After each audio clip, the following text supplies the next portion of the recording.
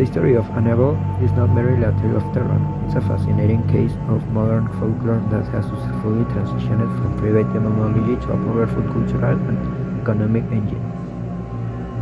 The doll exists in a fundamental duality. On one hand, a physical artifact, a simple Raggedy Ann cloth doll, and on the other, cinematic horror icon, a macabre porcelain figure. This analysis focuses on media folklore, examining how the original narrative, presented by the renowned paranormal investigators Ed and Lorraine Warren, was amplified and commercialized through books and was crucially adapted into a successful enduring universe film franchise. The Warrens were pioneering figures in paranormal research in the United States, founding the New England Society for Psychic Research (NESPR) in 1952. The Annabelle case became one of the most notorious and profitable of their careers. Canonical origins and deception. 1970s. The original doll was large Raggedy Ann, whose friendly red yarn hair and cheerful design contrast sharply with the terrifying image projected by cinema. According to the Warren's account, the story began in 1970 or 1971 when the doll was gifted to Donna, a 28 years old nursing student in Hartford, Connecticut. Soon after, Donna and her roommate noticed the doll moving on its own. The activity escalated. The doll appeared in different locations and notes written on parchment were found with simple messages like "Help us." Disturbed by this occurrence, they consulted a psychic medium. The medium claimed the doll was possessed by the spirit of a deceased girl named Annabelle Higgins. This supposed identity, that an innocent child, was crucial as it appealed to human compassion. However, the case soon escalated from poltergeist activity to physical violence, though Donna's roommate Fayence was reportedly strangled by the doll, suffering what were described as psychic scratches. This materialization of violence transformed the case from a nuisance into a threat, prompting the Warrens' intervention. Demonological intervention and containment. The arrival of Ed and Lorraine Warren at the apartment marked the genesis of the modern myth. After the investigation, they determined that the entity was not a human spirit but a demon, manipulating the doll in order to possess a human host. Its impersonation of child demonstrated the state attributed to an inhuman or demonic presence. The Warrens performed an exorcism in the apartment, and the trip back to Monroe became a central part of the legend. Evidence of the doll malevolence.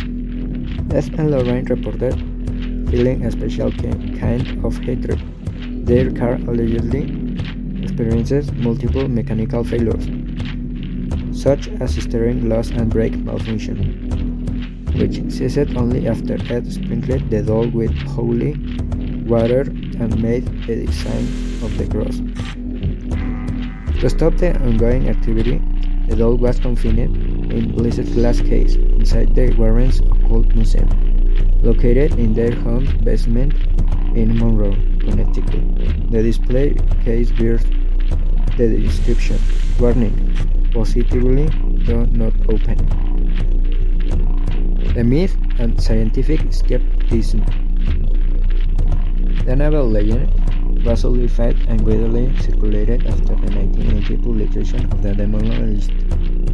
Through his publicity, additional incidents were reported, including the death of a museum visitor in a motorcycle accident after knocking the artifact, presented as the only fatality directly linked to the doll. However, the narrative faces intense skepticism. Academics and science writers categorize the Warrens' claims as myth and folklore, emphasizing the lack of empirical evidence. Critics often described the Warrens as fame-obsessed charlatans, noting that they were the sole source for most case details. From a psychological perspective, the myth's persistence can be explained through confirmation bias. Any tragic or unusual event near the artifact is interpreted as proof of its truth. An example is the sudden death of researcher Dan Rivera during a traveling expedition, an event that immediately reignited the legend among believers. Despite skepticism, the act of sealing the evil within a blessed glass case performs a psychological and ritual function, offering a sense of control over forces otherwise deemed uncontrollable. A cinematic transformation. The leap to the big screen transformed Annabelle into a global icon. The film version of the doll bears almost no resemblance to the original Raggedy Ann. This aesthetic divergence stemmed from two key reasons. Legal issues. Raggedy Ann is copyrighted, trademarked, to avoid litigation and gain creative freedom. Warner Bros. Chose not to use the original design. Aesthetic necessity. Producers sought a visually menacing design better suited to modern horror since the cloud Raggedy Ann looked too harmless, compared to the macabre disproportionate porcelain doll used in the films. Annabelle became a cornerstone of the Conjuring universe. Cinematic fiction, her origin story was rewritten and expanded, notably in Annabelle creation diverging from the original Annabelle Higgins account. The doll capitalized on the fear of corrupted innocence, cementing her as a cross-cultural horror icon. Custody and lasting legacy. After Ed's death in 2006 and Lorraine's in 2019, custody of the doll and the collection passed to their son-in-law, Tony Spera. The cult museum was closed to the public through zoning and safety regulations, though Spera continued to guard the collection, implementing strict security and reportedly turning down offers of $2 million for the doll. Despite the containment mandate, the NESPR organized traveling exhibitions of cursed objects, including Annabelle, under the name Devils on the Run. This practice highlights the ongoing tension between doctrines of containment and the need for media exploitation to sustain the Warrens' legacy. A recent development in the summer of 2025 marked a turning point.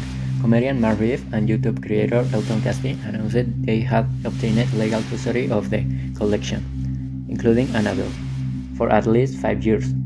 This transition into the hands of internet culture figures ensured the legend's continuity in the digital era.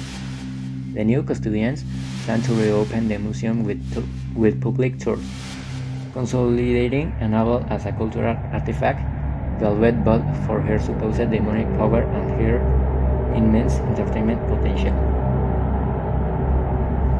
Annabelle's enduring power stems from the Warrens' ability to classify the phenomenon, reframing a possible poltergeist as a deceptive demon, and to document and commercialize the narrative since 1918.